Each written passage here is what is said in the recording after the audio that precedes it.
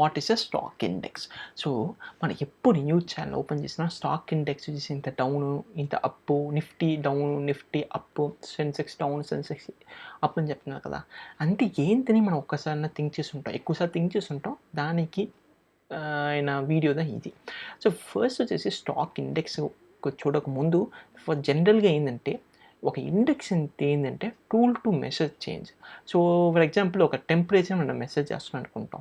ఈరోజు టెంపరేచర్ చెన్నైలో 35 degrees ఉంది, రేపు టెంపరేచర్ వచ్చేసి 37గా మారుతుంది అనుకుంటే ఇక్కడ చేంజ్ వచ్చేసి 2 degrees. సో ఇక్కడ వచ్చేసి ఇక్కడ మెసేజ్ ఏంటంటే టెంపరేచర్ వచ్చేసి ఒక ఇండెక్స్.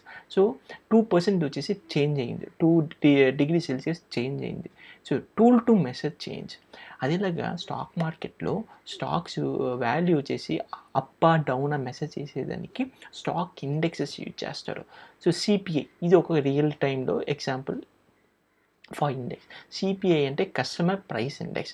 ఇది ఏం మెసేజ్ చేస్తుంటే ఇన్ఫ్లేషన్. ఒక కంట్రీ కూడా ఒక ఇన్ఫ్లేషన్ ఎంత పర్సెంట్ ఇంక్రీజ్ అయిందా డిక్రీజ్ అయిందో వచ్చేసి సిపిఐ యూజ్ చేసి మెసేజ్ చేస్తారు. సో ఇవన్నీ మీద వచ్చేసి ఒక ఇండెక్స్ యూజ్ చేసి ఎలాగ వచ్చేసి చేంజ్ మెసేజ్ చేసేదానికి యూస్ అవుద్ది.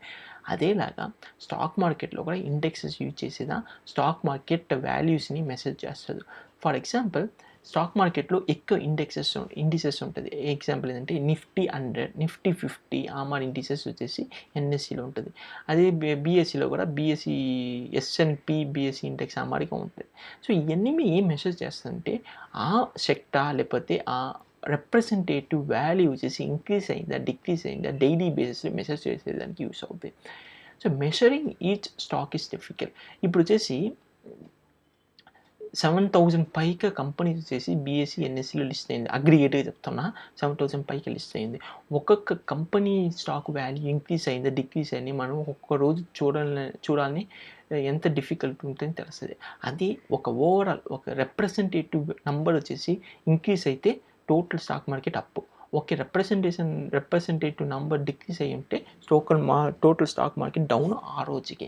ఆ రిప్రజెంటేటివ్ నెంబర్ వచ్చేసి index, stock market index. So measuring each stock is difficult. So దానివల్ల ఏం చేసిందంటే ఈ ఎన్ఎస్సి బిఎస్సి ఏం చేసిందంటే స్టాక్స్ని గ్రూప్ చేసి ఉంటారు. So groups similar stocks. For example bank stocks అన్ని ఒక గ్రూప్ చేసి బ్యాంక్ సెక్టార్ ఇండెక్స్ ఒకటి ఉంటుంది. అదేలాగా వచ్చేసి టెక్స్టైల్ స్టాక్స్ అన్ని గ్రూప్ చేసి టెక్స్టైల్ సెక్టార్ ఇండిసెస్ ఉంటుంది. అది అవుట్లో వచ్చేసి టాప్ 500 కంపెనీస్, టాప్ 100 కంపెనీస్ ఎన్ఎస్సిలో వచ్చేసి గ్రూప్ చేసి ఇది వచ్చేసి నిఫ్టీ 100 పెట్టుంటారు. ఆమార్ థింగ్స్ అని గ్రూప్ ఒక్కొక్క కంపెనీని కంపెనీస్ని గ్రూప్ చేసి ఇండిసెస్ని పెట్టుంటారు. సో ఇప్పుడు వచ్చేసి బ్యాంక్ ఇండెక్స్ వచ్చేసి ఈరోజు అప్ అయి ఉంటే ఏంటంటే జనరల్ ఐడియా ఏంటంటే బ్యాంక్ వచ్చేసి ఈ రోజు బాగుంది. అదేలాగా ఒక ఇయర్కి మనం చూస్తున్నాం. ఒక ఇయర్కి బ్యాంక్ ఇండెక్స్ వచ్చేసి 10% గ్రో అయిందంటే ఓవరాల్గా బ్యాంక్ సెక్టర్గా మంచి గ్రోత్లో ఉంది ఆ ఇయర్ని మనకి ఒక ఓవరాల్ ఇన్ఫర్మేషన్ దొరుకుతుంది. సో ఈ ఇండిసెస్ యూజ్ చేసి ఇన్ని బెనిఫిట్స్ మనకు ఉంటుంది. ఒక overall information about the stock market మనకు ఇస్తుంది. సో ఇది ఇండిసెస్. సో ఇప్పుడు వచ్చి ఇండెక్స్ వాల్యూని ఎలా క్యాలిక్యులేట్ చేయాలంటే index value equal to free float market capital of group stock. For example ఇప్పుడు బ్యాంక్ స్టాక్స్ ఎంత గ్రూప్ చేస్తున్నాం, example HDFC bank, ICIC bank and then Lakshmi Vilas bank అమ్మ బ్యాంక్ స్టాక్స్ని గ్రూప్ చేసి by base market capital into base index value. So దీనికి వచ్చేసి ఒక separate calculation దొరుకుతుంది. దీన్ని బట్టి మనం ఎక్కువ వరీ చేయాలని అవసరం ఉండదు. ఎందుకంటే ఈ క్యాలిక్యులేషన్ని చేసినా మనకు వచ్చేసి బ్యాంక్ ఇండెక్స్ వాల్యూ ఎంతని మనకు చూపిస్తారు. So market capital of a company ఇప్పుడు వచ్చేసి ఒక market capital of a company మనం డిటర్మైన్ చేయాలంటే ఎలా డిటర్మైన్ చేయొచ్చు అంటే present market capital of a company ఎలా డిటర్మైన్ చేయొచ్చు అంటే స్టాక్ ప్రైస్ ఆ రోజు stock price into total number of stocks.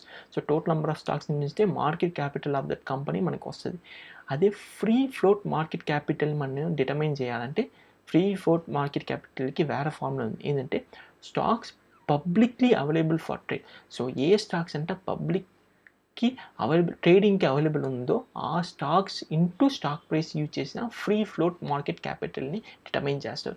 So ఇది ఎందుకు నేను చెప్తున్నా అంటే ఒక ఇండెక్స్‌ని క్యాలిక్యులేట్ చేయాలంటే ఈ థింగ్స్ అన్నీ మేము యూజ్ చేసినా క్యాలిక్యులేట్ చేస్తారు. సో మనకి అయ్యంతా వచ్చేసి ఒక బ్లాక్ బాక్స్ లాగా. మనకి అయ్యంత తెలియాలని అవసరం ఎక్కువ ఉండదు. ఇంటర్నల్‌గా ఏం చేస్తున్నాయి మనకి అవసరం ఉండదు. బట్ ఓవరాల్‌గా ఏం చేస్తున్నా అని మనకు ఐడియా ఉంటే బెటర్.